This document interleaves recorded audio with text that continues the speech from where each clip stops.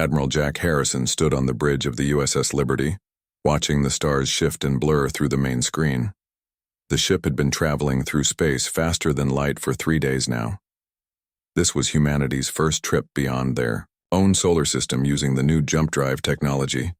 "Admiral, we're coming out of hyperspace in 30 seconds, announced navigation specialist Tony Rodriguez from his station. His hands moved quickly over the controls as he prepared for the jump exit. "All stations ready," Harrison called out. He had been waiting for this moment his entire career. Humanity was finally going to explore other star systems and maybe find other intelligent life. Chief Science Officer Lisa Martinez checked her instruments one more time. "All sensors are online and ready to scan whatever we find out there, sir." The ship shuddered slightly as it dropped out of hyperspace. The blue swirl of hyperspace faded away, replaced by normal space filled with stars. But what they saw made everyone on the bridge freeze in shock. "My God," whispered Captain Danny Walsh, Harrison's second in command. "Look at that." Spread out before them was the largest gathering of spaceships anyone had ever imagined. Hundreds of vessels of all shapes and sizes floated in organized formations around a massive space station. The ships looked nothing like human technology. Some were long and sleek like silver ribbons. Others were round and glowing with soft lights. A few looked like living creatures with wings spread wide. "Tony, where exactly are we?" Harrison asked, trying to keep his voice steady. Rodriguez checked his navigation computer twice before answering. "Kepler 442 system, sir. Right where we planned to be. But these ships weren't supposed to be here." Lisa's science station began beeping rapidly. "Admiral, I'm detecting thousands of life signs on those ships. Multiple different species. This looks like some kind of massive gathering or conference." The largest ship in the formation was easily 10 times the size of the USS Liberty. It had a crystal-like structure that seemed to bend light around it, creating rainbow patterns across its surface. Smaller ships moved around it like fish swimming near a whale. "Sir, we're receiving a transmission," announced Communications Officer Betty Chen. "It's coming from the big crystal ship. The signal is complex, but our computers are trying to translate it." Harrison nodded. "Put it through when ready." A moment later, a voice filled the bridge. The translation software made it sound mechanical, but there was no mistaking the tone of surprise and concern. "Unknown vessel. You have entered a restricted diplomatic zone without permission. Identify yourself immediately and explain how you possess faster-than-light travel without authorization from the Galactic Trade Council." Harrison stepped forward toward the main screen. "This is Admiral Jack Harrison of the United Earth Space Force vessel USS Liberty. We come from the planet Earth in the Sol system. We were not aware this area was restricted." There was a long pause before the alien voice responded. "Earth? Sol system? These designations are not in our records. How did you develop FTL technology, without contact with the Galactic Council?" Lisa was frantically scanning the alien ships with her sensors. What she found made her face go pale. She quickly walked over to Harrison and whispered in his ear, "Admiral, our weapons systems are showing targets everywhere. These ships have no defensive shields and no weapons that I can detect, but they're scanning us just as hard as we're scanning them." Harrison's blood ran cold. The USS Liberty carried nuclear missiles, plasma cannons, kinetic projectile weapons, and enough firepower to level a small city. To these aliens, humanity must look like a heavily armed warship that had crashed their peaceful party. The alien voice came back, but now it sounded different, more worried. "Earth vessel, our scans indicate you carry multiple weapons of mass destruction. This is highly unusual. Why do you travel armed? Are you raiders from the Outer Rim?" "We are not raiders," Harrison replied firmly. "These weapons are standard defensive equipment. We did not know what we might encounter in space." Another voice joined the conversation, this one with a different translation pattern that made it sound like clicking insects. "Weapons of mass destruction are forbidden in civilized space. No species has carried such devices for over 3,000 standard years. Your presence here threatens the peace of this gathering." Captain Walsh moved closer to Harrison. "Sir, I'm counting over 400 ships out there. If they decide we're a threat, we're seriously outnumbered." Engineer Casey Brooks had been quietly working at her station during the conversation. She looked up with worry written across her face. "Admiral, we have a problem. The jump drive is showing damage from the hyperspace exit. I need at least 6 hours to repair it." Harrison felt the weight of command pressing down on him. His ship was stuck in the middle of what appeared to be a major alien gathering, armed with weapons that these peaceful beings found terrifying, and unable to leave quickly.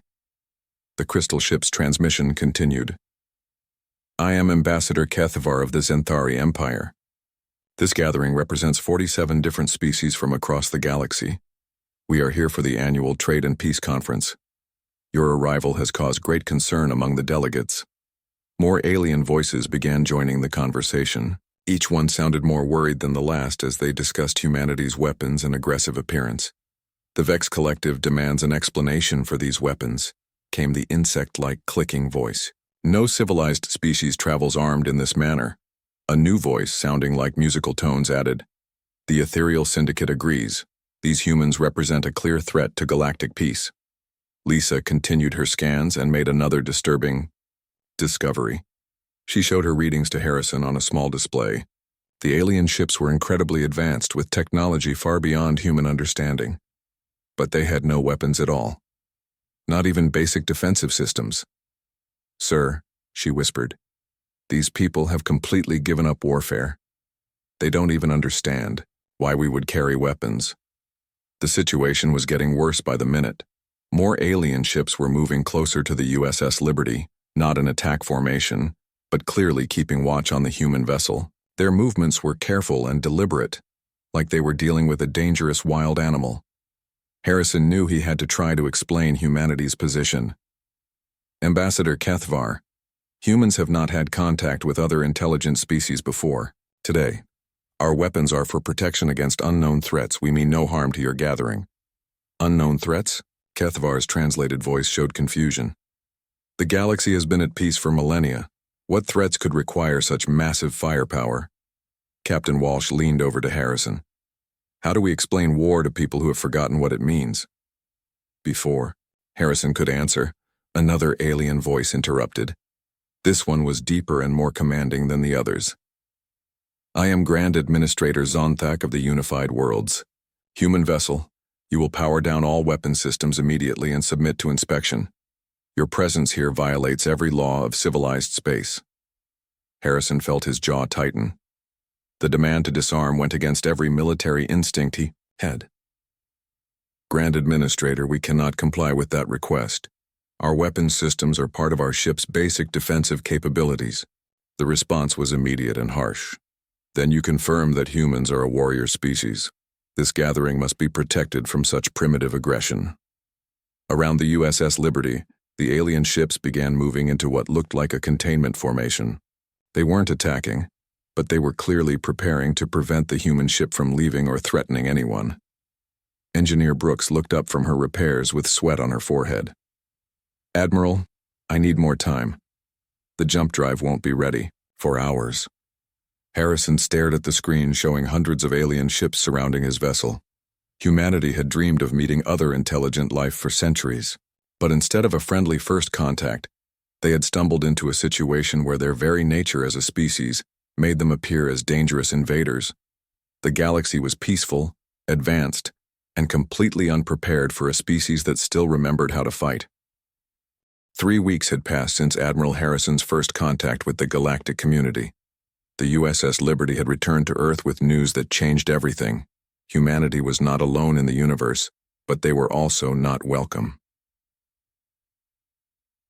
The heavy, cruiser USS Constitution emerged from hyperspace at the edge of the Kepler 442 system. Ambassador Helen Garcia stood on the bridge next to Captain Roy Sullivan, watching the same amazing sight that had stunned Harrison's crew weeks earlier. Hundreds of alien ships still gathered around the massive space station, but now they were waiting for humanity's official response. "Captain, take us in slowly," Garcia instructed. "We don't want to appear threatening." Captain Sullivan nodded to his helmsman. 1/4 speed, nice and easy. The Constitution was twice the size of the Liberty and carried a full diplomatic mission. Behind it followed 2 destroyer escorts and a transport ship filled with Marines. Colonel Pete Johnson commanded the Marine detachment, while Commander Amy Foster led the ship's security teams. Dr. Kevin Lee, the mission's xenobiologist, studied the alien vessels through the main view screen. It's incredible how different their ship designs are from ours. Each species seems to have its own unique approach to space travel. Yeah, but none of them have any guns, observed Commander Foster, checking her tactical displays. How do they protect themselves? Ambassador Garcia had spent 3 weeks preparing for this moment. Earth's government had rejected the alien demands to disarm completely, but they wanted to try diplomacy first. Remember, people, we're here to build bridges, not burn them.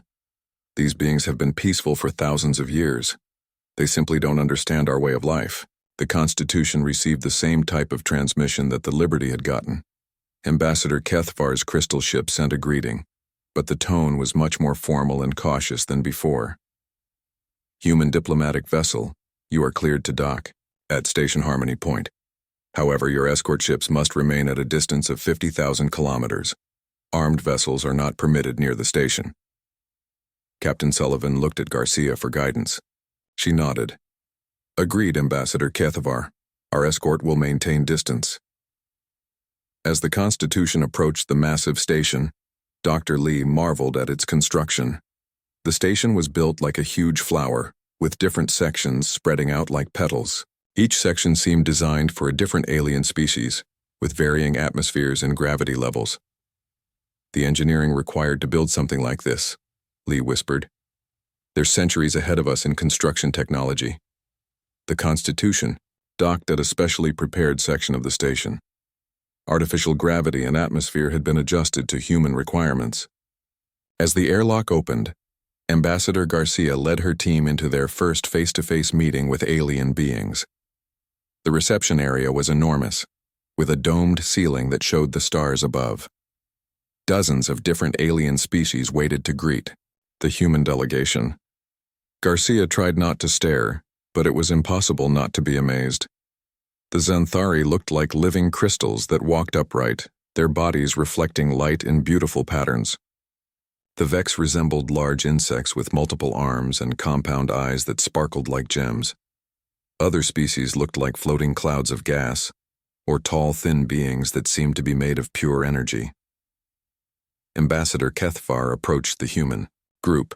When he spoke, translator devices worn by each human turned his crystalline sounds into words they could understand. Welcome to Harmony Point, Ambassador Garcia. We hope this meeting will help us understand your species better. Garcia bowed slightly, trying to show respect. Thank you for agreeing to meet with us, Ambassador Kethvar. Humanity is eager to join the galactic community peacefully. A being that looked like a tall, graceful tree with silver bark stepped forward. I am Coordinator Velmos of the Botanical Alliance. We are curious about your species' attachment to weapons. Can you help us understand why you feel the need to carry instruments of destruction? Dr. Lee had prepared for this question. Coordinator Velmos, humans evolved on a world where different groups often competed for resources. Conflict was part of our development as a species. We carry weapons because our history has taught us that threats can come without warning. The tree being's leaves rustled with what the translator called confusion. But surely your species has evolved beyond such primitive behavior? The galaxy has been at peace for over 3,000 years. That's exactly the problem, Colonel Johnson said quietly to Commander Foster. They don't understand that peace isn't always permanent. The formal meetings began in a large circular chamber where representatives from dozens of species sat in a complex arrangement. Each species had their own section with specialized seating and atmospheric controls. The humans sat in chairs that felt strange after seeing how different the other beings were. Grand Administrator Zonthak, a massive being that looked like living metal shaped into a vaguely humanoid form, served as the meeting's leader. His voice boomed through the translation system. The Galactic Council has reviewed the information about humanity provided by the first contact incident. We have serious concerns about allowing a warrior species into our peaceful community. Ambassador Garcia stood to respond. Grand Administrator, humans are not mindless warriors. We have art, science, literature, and philosophy. Yes, we have conflicts, but we also have great capacity for cooperation and peace. A floating being of pure light that represented the ethereal syndicate pulsed different colors as it spoke. Yet, you refuse to abandon your weapons. How can we trust a species that will not embrace complete pacifism? Because complete pacifism only works when everyone follows it, Garcia replied. What happens when someone doesn't follow the rules? What happens when a threat comes from outside your peaceful galaxy? The question seemed to confuse many of the alien delegates. They whispered among themselves in their various languages, creating a sound like a strange orchestra tuning up. Kethavar spoke for the group. There are no external threats, Ambassador Garcia. The galaxy is vast, but all intelligent life within it has joined our peaceful confederation. War is a thing of the ancient past. During a break in the formal meetings, the human delegation was invited to a cultural exchange dinner. The event was held in a beautiful garden area of the station, with plants from dozens of different worlds, creating an amazing display of colors and shapes. Marine Lieutenant Jake Turner stood guard near the entrance, trying to look relaxed while staying alert. He had never imagined he would be protecting diplomats from aliens who looked like walking flowers and insects. As the dinner progressed, Dr. Lee found himself in fascinating conversations with alien scientists. A Vex researcher named Klikthavar was particularly interested in human biology. Your species still produces adrenaline for combat responses, Klikthavar noted, his compound eyes studying Lee carefully. This chemical has been bred out of most civilized species for millennia. It helps us react quickly to danger, Lee explained. Without it, we might not survive unexpected threats. But what threats could exist in civilized space? The Vex scientist asked, genuinely puzzled. Before Lee could answer, something unexpected happened. A server, one of the graceful energy beings, was floating past Lieutenant Turner when its glow suddenly flickered. Turner, trained to react to any unusual movement, instinctively reached for his sidearm. The movement was quick and smooth, exactly as he had been trained. But to the alien delegates, it looked like a human had just drawn a weapon at a peaceful dinner. The reaction was immediate and dramatic. Energy beings flashed bright colors of alarm. Crystal beings rang like warning bells. Insectoid species began clicking rapidly in their own languages. Plant-like beings rustled their leaves in distress. "Weapon!" someone shouted through the translation system. "The human has drawn a weapon." Turner realized his mistake immediately and raised his hands, showing that he had not actually drawn his pistol. But the damage was done. The entire dinner party was in chaos, with aliens backing away from the human delegation in fear. Ambassador Garcia tried to calm the situation. "Please, everyone remain calm." Lieutenant Turner was simply responding to what he thought might be a threat. No weapon was drawn. But Grand Administrator Zonthak's metallic voice cut through the noise. "This proves our point exactly. Humans cannot control their violent instincts even in a peaceful setting. How can we trust beings who reach for weapons at the slightest disturbance?" Captain Sullivan and Commander Foster moved quickly to escort Turner away from the dinner area, but the diplomatic damage was severe. The alien delegates huddled together, clearly frightened by what they had witnessed. Kethavar approached Garcia, his crystal body dim with concern. "Ambassador, this incident shows that humans are not ready for membership in our peaceful community. Your warrior instincts make you dangerous to civilized beings." Garcia felt the weight of humanity's future pressing down on her. One soldier's trained response had just confirmed every alien fear about human nature. "Ambassador Kethavar, please understand that Lieutenant Turner was trying to protect everyone here. His actions came from a desire to serve and defend, not to threaten." "But that is exactly the problem," replied a musical voice from one of the floating energy beings. 6 months had passed since the diplomatic disaster at Harmony Point. The alien ultimatum had reached Earth 3 weeks ago, and President Victoria Chen's administration had given their answer. Humanity would not disarm, and they would not accept alien supervision. The Third Fleet emerged from hyperspace at the edge of the Kepler 442 system, in the largest show of human military force ever assembled. Admiral Steve Parker commanded the fleet from his flagship, the battleship USS Gettysburg. Captain Frank Miller stood beside him on the bridge, watching as dozens of human warships took formation. "Fleet status report," Admiral Parker ordered. "All ships have arrived safely," reported Communications Officer Nancy Wright.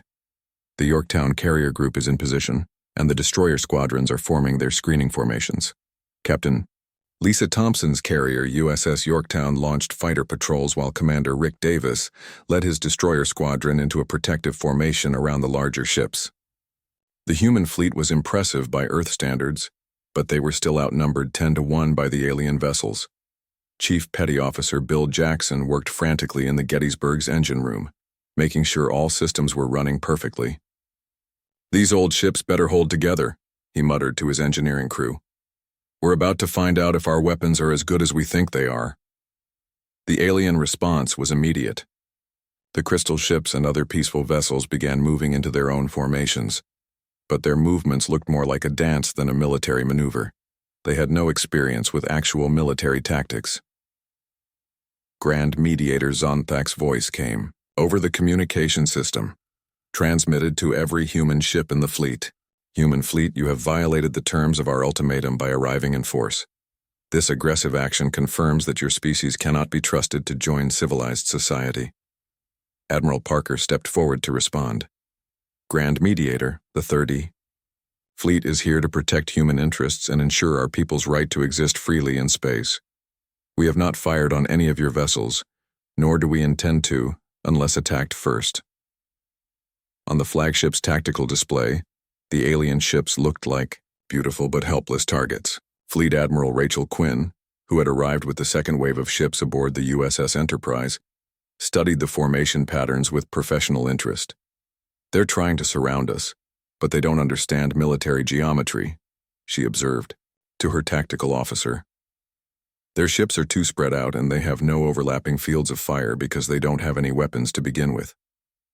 Captain Greg Murphy commanded a destroyer squadron on the fleet's outer edge. His ships were the smallest in the human formation, but they carried enough firepower to destroy most of the alien vessels. "Admiral Parker, my sensors show movement in the asteroid field. Something's coming our way." The tactical display suddenly filled with new contacts. A ragged fleet of dark angular ships was approaching from the outer system. These vessels looked nothing like the elegant alien ships at the diplomatic gathering. They were crude, armored, and bristling with weapons.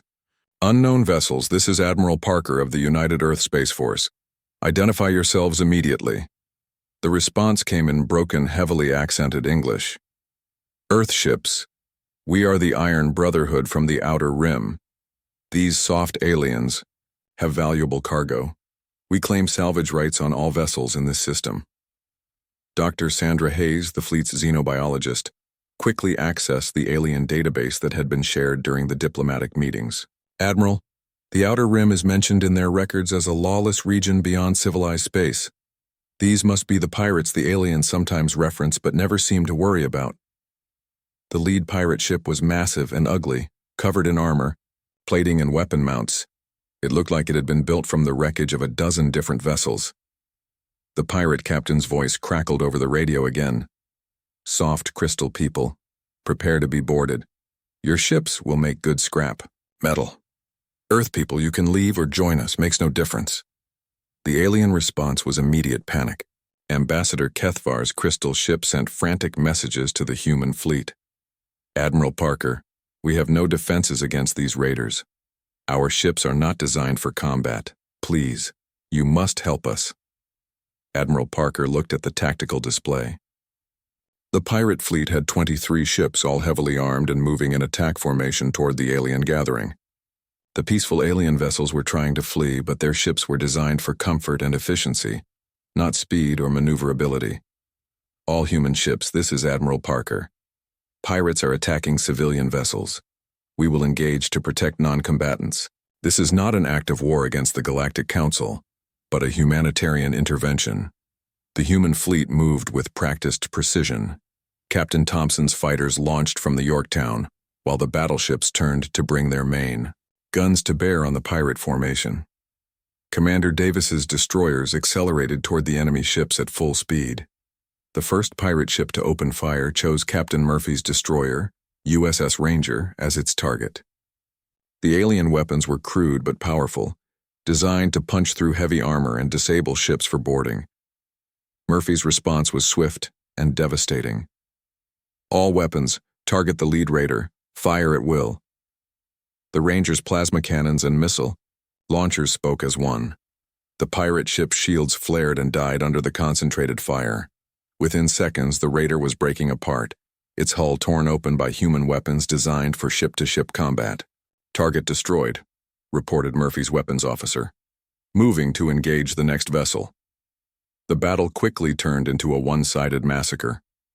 The pirates had expected to face helpless alien vessels, not experienced human warships with centuries of naval warfare tradition adapted to space combat.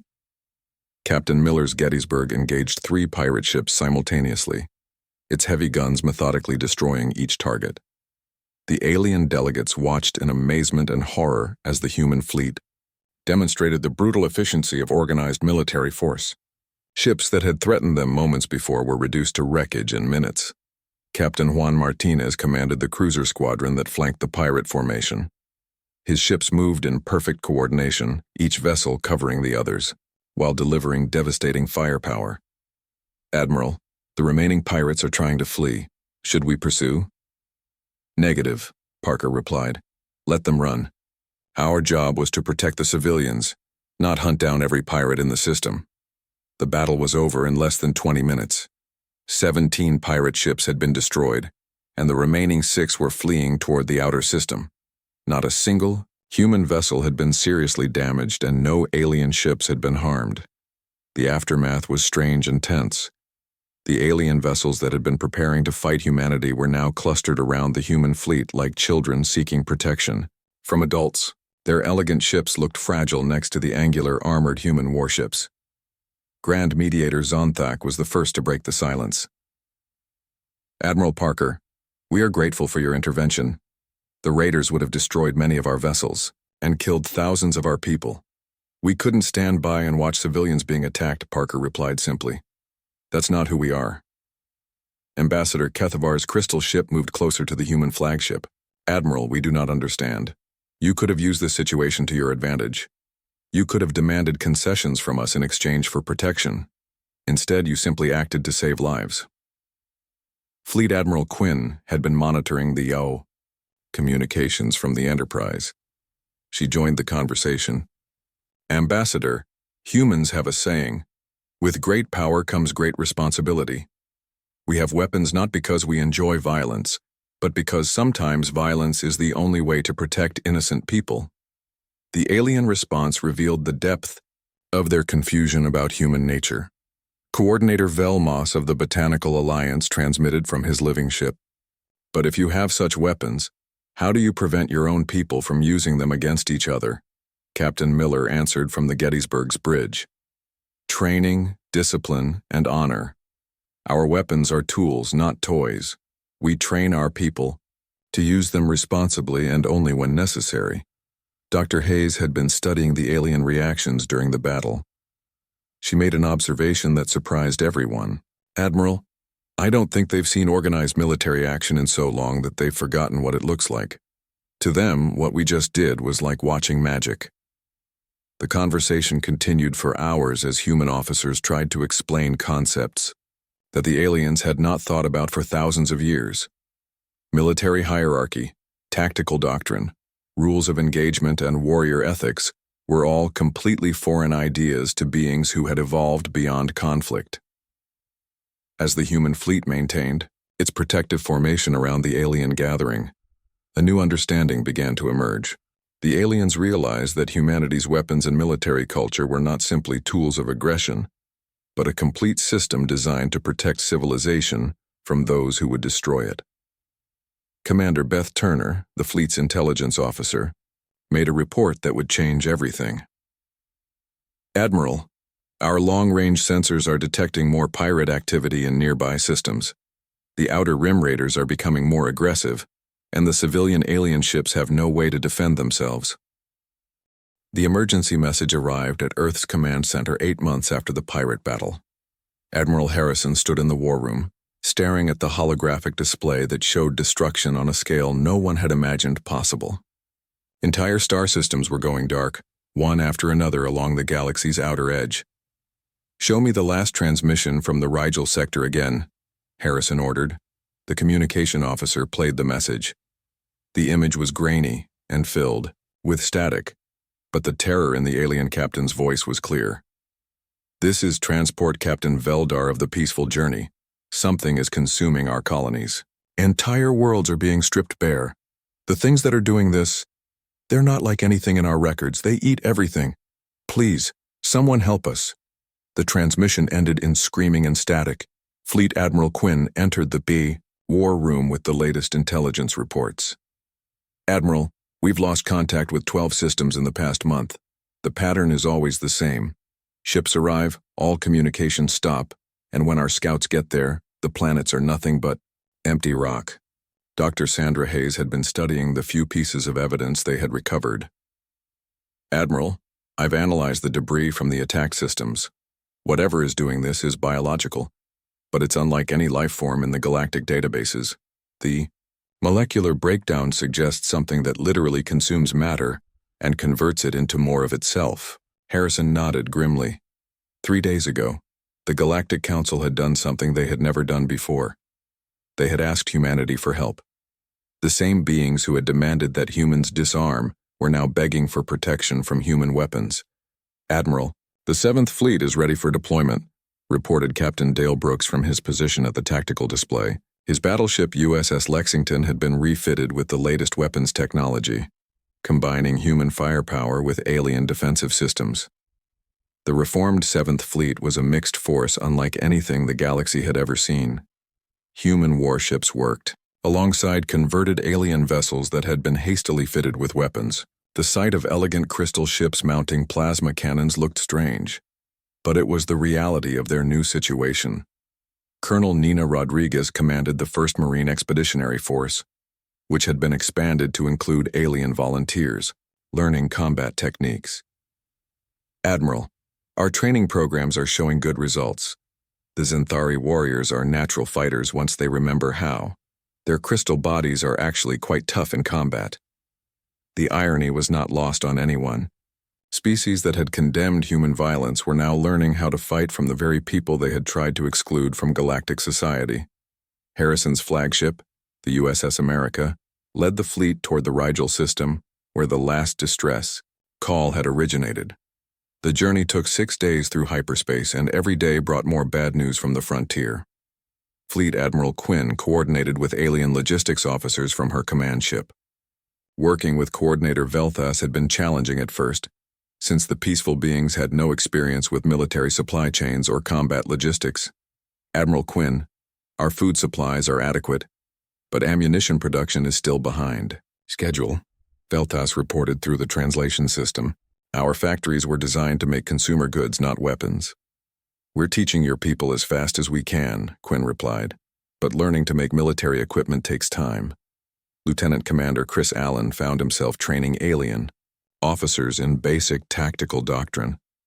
The elegant energy beings of the Ethereal Syndicate were his biggest challenge, since they had trouble understanding concepts like cover, flanking, and coordinated fire. "Remember, when you're under attack, you need to think about protection first," Allen explained to a group of glowing alien students. "Your natural instinct is to retreat, but sometimes you have to stand and fight." Major Sandy Walsh worked with alien engineers to adapt their ships for combat. The peaceful vessels had never been designed to carry weapons, and mounting human weapon systems required creative solutions. Gunnery Sergeant Lou Patterson had perhaps the strangest job of all. He was teaching basic combat training to beings who had never held a weapon in their lives. "Listen up, people, beings. Whatever. The enemy doesn't care how advanced your civilization is. They only understand force." The 7th Fleet dropped out of hyperspace at the edge of the Rigel system, and immediately knew they were too late. The system that had once held 3 inhabited planets and a major trade station now contained only empty space and debris. "God, whispered Captain Brooks from the Lexington's bridge. "There's nothing left." Admiral Harrison studied the sensor readings. The planets were still there, but they were bare rock. No atmosphere, no oceans, no life of any kind.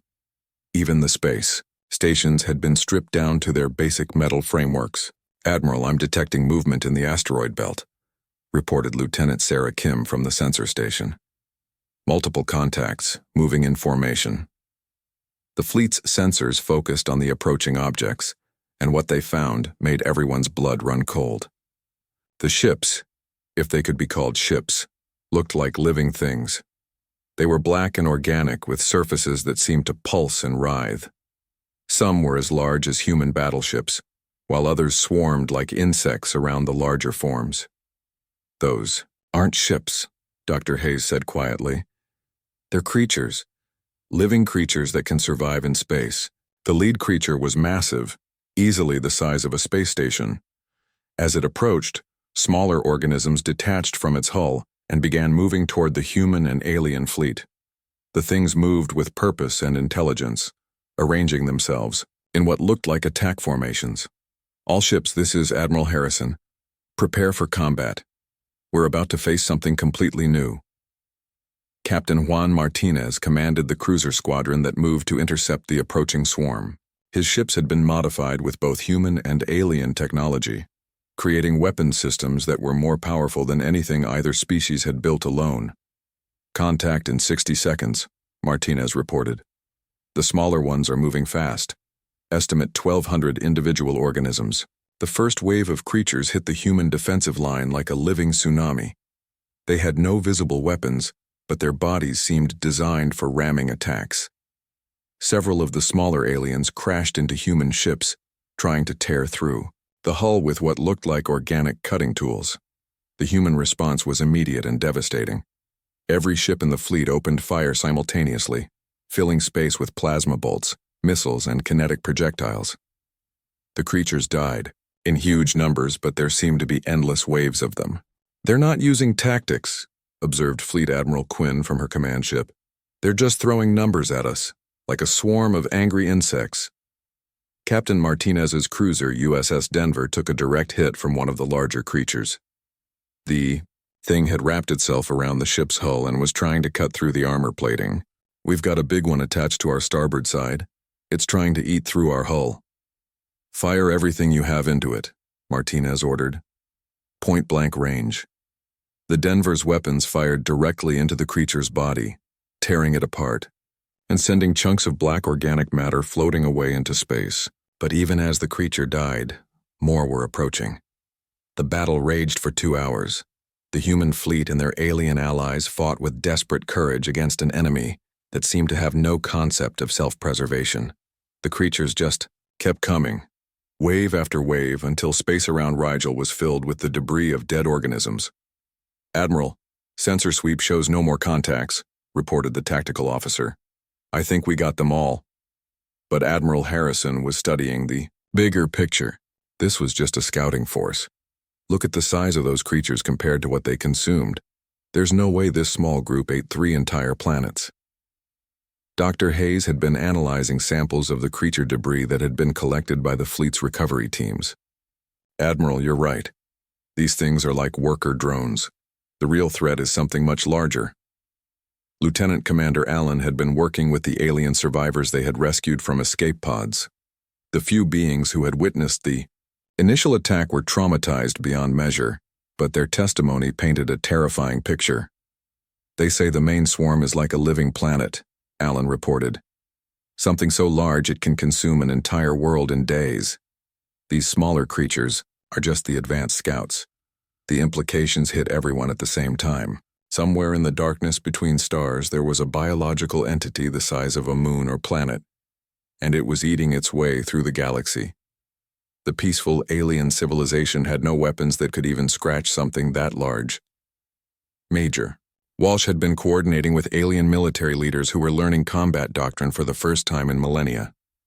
War Chief Thellerus of the Zenthari had adapted to military thinking faster than most, his crystal body gleaming with new determination. "Human Major Walsh, my people remember stories from our ancient past. Legends of the time before peace when great devourers threatened all life. We thought they were myths. They're not myths, Walsh replied grimly. And if we don't stop this thing, it's going to eat the entire galaxy. The fleet began receiving reports from across known space. More star systems were going dark every day. 2 years had passed since the first Devourer attack. The galaxy that had once known only peace was now the center of the largest war in recorded history. Admiral Harrison stood on the bridge of his new flagship, the USS America, watching the final preparations for humanity's most desperate gamble. The combined fleet stretched across space like a metal constellation. Over 10,000 ships from 47 different species had gathered at the galactic core, where long-range sensors had detected the main Devourer swarm. The massive biological entity was the size of a small moon, accompanied by millions of smaller creatures that swarmed around it like living satellites. "Admiral, all fleet groups report ready," announced Communications Officer Janet Parker. The bridge crew was a mix of humans and aliens who had learned to work together during the Long War. Lieutenant Commander Chris Allen stood next to War Chief Thalaris of the Zenthari, both reviewing tactical displays. Fleet Admiral Quinn commanded the massive operation from her new ship, the USS Unity. The vessel was a hybrid of human military, design and alien technology, representing everything the galaxy had learned about cooperation during the war. "Admiral Harrison, this is Quinn. All sectors are in position. The Devourer swarm is 3 hours out from the galactic core worlds. If we can't stop it here, there won't be anywhere left to run." Admiral Harrison nodded to his tactical officer. The plan was simple but incredibly dangerous. The combined fleet would engage the swarm in the gravity well of the galactic core's massive black hole, using the intense gravitational forces to their advantage. Captain Mary Sullivan commanded the newest ship in the fleet, the USS Humanity. The vessel was built using technology from every species in the galaxy, crewed by beings who had learned to fight together. Her navigation officer was a Vex named Klikthvar, while her weapons officer was the energy being called Luxandra. "Captain Sullivan, this is Harrison. Your ship will lead the first attack wave. The Humanity represents everything we've accomplished together. Show the galaxy what unity can achieve." Chief Engineer Wayne Kelly had spent months adapting alien technology to human weapon systems. His teams had created weapons that could punch holes through the massive Devourer creatures, but they had never tested them against something the size of the main swarm. "Admiral, all weapon systems are operating at peak efficiency," Kelly reported from the engineering deck. "The alien shield technology is holding steady, and our hybrid power systems are delivering more energy than we ever thought possible." Production coordinator Alice Murphy had overseen the conversion of entire worlds to military manufacturing. Factories that had once made art and luxury goods now produced ammunition and armor. "Sir, ammunition supplies are at maximum. Every ship has enough firepower for extended combat." The Devourer swarm appeared on long-range sensors like a living nightmare. The main creature was dark and twisted, its surface covered with millions of smaller organisms. As it moved through space, it left nothing behind but empty void where star systems had once existed. Captain Paul Garcia commanded the battleship squadron that would provide covering fire for the main assault. His ships were a mixture of human and alien designs, armed with weapons that combined the best technology from both sides. "All ships, prepare for combat," Admiral Harrison announced to the entire fleet. "Today we fight not just for our own species, but for every living thing in the galaxy. The Devourer knows only hunger. We will show it the power of beings who fight for something greater than themselves." The first wave of smaller Devourer creatures separated from the main swarm and rushed toward the Allied fleet. There were millions of them, ranging in size from fighter craft to battleships. They moved with the same mindless hunger that had consumed dozens of star systems. Captain Sullivan's USS Humanity led the charge, its hybrid weapon systems lighting up space with deadly energy. The ship's crew worked with perfect coordination, humans and aliens fighting side by side as equals. "Target the large ones first," Luxandra called out, her energy form pulsing with concentration as she operated the weapons console. "The smaller creatures will follow their lead." The battle began with an exchange of fire that lit up the galactic core like a new star. Human plasma cannons and alien energy weapons carved through the Devourer swarm. But for every creature they destroyed, more seemed to take its place. Commander Beth Turner led a squadron of destroyers in a flanking attack, using tactics that combined human naval doctrine with alien mobility technology. Her ships moved like dancers, striking fast and hard before disappearing behind asteroids and debris. "Admiral, the small ones are adapting to our weapons," Turner reported. "They're learning to avoid our fire patterns. These things are more intelligent than we thought." The main Devourer creature had remained in the background, but now it began to move forward. As it approached, the Allied fleet could see the true horror of what they faced.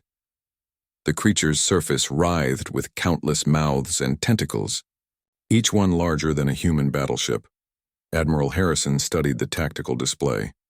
"All ships, implement Plan Omega. We're going to use the black hole's gravity to our advantage." The fleet began a complex maneuver that would have been impossible without months of training together. Human ships provided covering fire, while alien vessels used their superior speed to draw the Devourer swarm toward the massive gravitational field at the galactic center. Captain Juan Martinez commanded the cruiser group that executed the most dangerous part of the plan. His ships had to get close enough to the main creature to plant nuclear charges while avoiding being consumed by its countless feeding appendages. "Martinez to all ships, we're going in. Remember, we only get one chance at this." The cruisers accelerated toward the massive Devourer, their hulls glowing from the radiation of nearby stars. The creature's surface erupted with defensive fire as smaller organisms tried to intercept the human ships. Petty Officer Andy Thompson worked frantically at his station aboard Martinez's flagship, coordinating the nuclear weapon deployment. "Sir, charges are armed and ready. We need to get within 5 kilometers for maximum effect." The USS Denver shuddered as one of the Devourer's tentacles scraped along its hull, trying to find a way to tear the ship apart. Captain Martinez kept his ship on course even as organic acid ate away at their armor plating. "Charges away," Thompson announced. "All ships, get clear." The nuclear weapons detonated in a chain reaction that tore a massive hole in the Devourer's side. The creature's scream echoed through space in frequencies that made every living being in the fleet feel sick with terror. But the plan was only half complete. As the wounded Devourer writhed in pain, the Allied fleet executed the second part of their desperate strategy. Every ship in the formation fired their engines at maximum power, using their combined thrust to push the massive creature toward the black hole. The gravitational forces at the galactic core were unlike anything else in the universe. As the Devourer was pulled toward the event horizon, its body began to stretch and distort. The smaller creatures tried to escape, but most were caught in the same gravitational trap. Fleet Admiral Quinn watched from the USS Unity as the greatest threat the galaxy had ever known was torn apart by forces beyond even its ability to consume. "All ships, maintain position. We need to make sure none of them escape." The battle lasted 18 hours. When it was over, the Devourer swarm had been completely destroyed, consumed by the very force that held the galaxy together. The Allied fleet had lost nearly half its ships, but they had saved every living world in known space. Admiral Harrison stood in the aftermath, looking at the mixed crews that had fought together with such courage. Humans and aliens worked side by side to rescue survivors and repair damaged ships, united by their shared victory. Ambassador Helen Garcia, who had survived the diplomatic disasters of the early meetings, now served as the coordinator for post-war reconstruction. "Admiral, the Galactic Council wants to formally thank humanity for saving civilization. They're offering us full membership and leadership roles in the new government." Captain Sullivan's USS Humanity had survived the battle, though barely. As her mixed crew worked to repair the damage, she reflected on how much had changed since humanity's first unwelcome arrival in alien space. Who would have thought that the species they wanted to disarm would end up saving them all? She mused to her Vex navigator. The months that followed saw the establishment of a new galactic order. Humanity took its place as the military protectors of known space, while the alien species provided technology and resources. The Terran Accords created a system where every species contributed their greatest strengths to the common good. Captain Dale Brooks found himself training a new generation of officers at the Military Academy Station New Annapolis. His students came from dozens of different worlds, all learning the lessons that humanity had brought to the galaxy. War is not about violence, he told his mixed class of human and alien cadets. War is about protecting those who cannot protect themselves. It's about standing between the innocent and those who would harm them. Commander Scott Davis worked with Lieutenant Colonel Anna Wilson to establish defense fleets throughout the galaxy. Former peaceful species now maintained their own military forces,